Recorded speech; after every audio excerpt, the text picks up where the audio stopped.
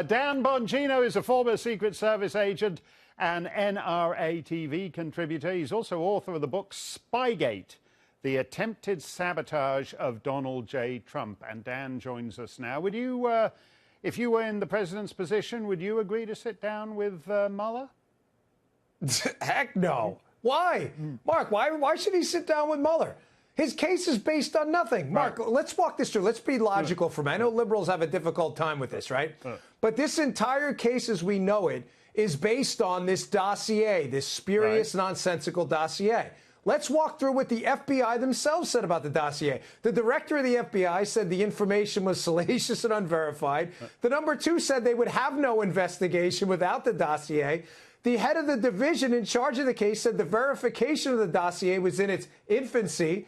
And the lead investigator in the case said there's no there. Right. Why would he sit down with this guy? This is obviously a trap. He did nothing wrong. Well, as you say, that's all logical, and I would buy that if, if somebody was trying this with Mr. Smith at the county court.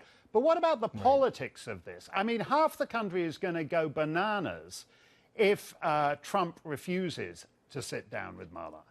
So in other words, is the risk of walking into a perjury trap less than everybody claiming Trump's pulled off a coup because he won't sit down with this cockamamie guy who wants to talk about some lousy Steele dossier?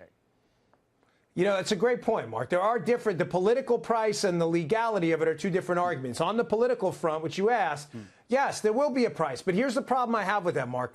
If I thought Mueller was acting in good faith, I would say, all right, maybe it may be worth doing it then at that point if it's limited in scope. The problem is, Mark, there's no evidence of that. Mike Flynn sat down with investigators from the case with no lawyer in the White House, too. Right. The FBI went back, admitted that there were no signs of deception. They then prosecuted him for what? For lying to the FBI. Does that make any sense? There's no good faith effort here at all. No, and I'm absolutely opposed to this whole lying to the FBI thing. I think that's disgraceful. Dan, I do want to get this in, because despite allegedly being under Russian control, President Trump's administration has just slapped new sanctions on Russia in response to the nerve agent poisoning of a former Russian agent and his daughter in the UK. And the sanctions will kick in later this month.